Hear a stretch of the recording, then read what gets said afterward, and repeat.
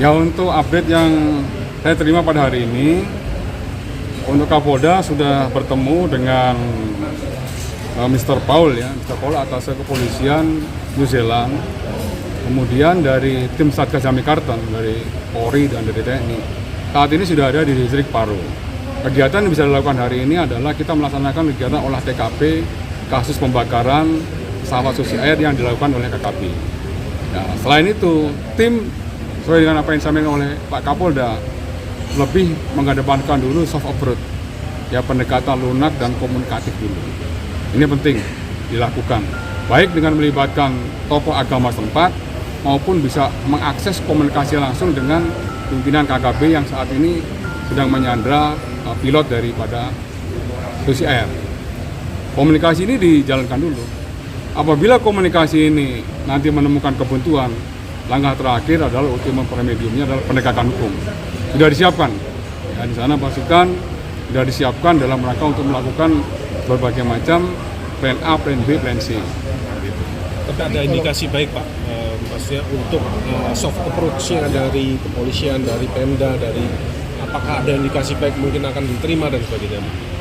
Saat ini masih diupayakan. Ya, saat ini masih diupayakan. Kita berharap seperti itu. Ya, kita berharap seperti itu bahwa karena ini adalah warga negara asing, warga negara Selandia Baru, harapan kami dengan pendekatan soft approach yang dilakukan oleh Satgas Damai Karten, ya, pilot bisa dikembalikan dalam keadaan yang baik. Ya, ini penting. Ya. Apa yang ditawarin pemerintah Pak untuk KKP sehingga mereka bisa melepas dengan Ya, gratis? ya dari teknis komunikasi saya rasa Satgas Damai Karten yang paling paham tentang situasi di sana ya. Ya, pendekatan soft approach apa yang dilakukan, apalagi Kapolda adalah warga asli sana, Papua. Jadi pendekatan secara kearifan lokal, saya rasa Kapolda teknis bisa melaksanakan itu. Harapan kita semua itu agar secepatnya pilot Susi Air bisa dikembalikan atau bisa kita terima dengan selamat. Tapi sekali lagi untuk plan penegakan hukum tetap dipersiapkan oleh Satgas Damai Karten yang langsung di bawah kendali nanti Kapolda. Pak, kemarin lokasi pilotnya apakah dari TNI Polri sudah melakukan pemetaan, maksudnya dia berada di mana, masih di distrik Paro kah atau sudah keluar dari distrik Paro itu sendiri atau seperti apa? Ya, dari Satgas tentunya sudah melakukan mapping itu ya. Nah, tinggal sekali lagi karena pendekatan yang disampaikan oleh Kapolda ini yang lebih diutamakan adalah soft approach, itu yang secara maksimal harus kita laksanakan dulu, kita lakukan dulu. Ya, hasilnya apa nanti kita sampaikan kepada teman-teman apabila sudah ada update.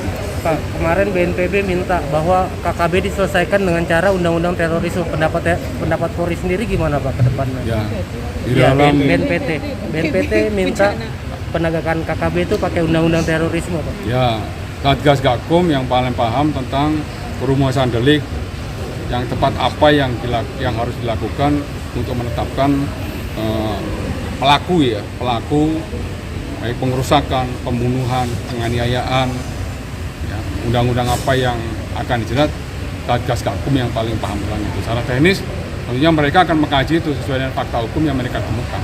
Karena pertanggungjawaban pidana itu secara personal, yang harus mempertanggungjawabkan apa yang dia lakukan di muka hukum.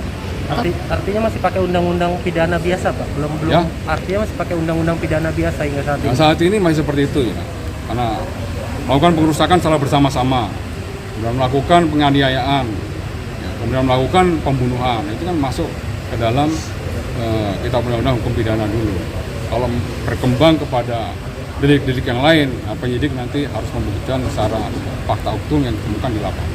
Pak, belajar dari kasus di Bandara Paro itu, apakah ada pengamanan khusus di bandara-bandara khususnya di Papua begitu agar kejadian yang sama tidak terulang kembali begitu? Ya, tentunya dari hasil evaluasi ini, Pak Panglima TNI sudah pernah menyampaikan, Pak Pangdam sebenarnya melarang Susi Air mendarat di distrik Paro. Karena apa? Dengan pertimbangan keamanannya belum memadai.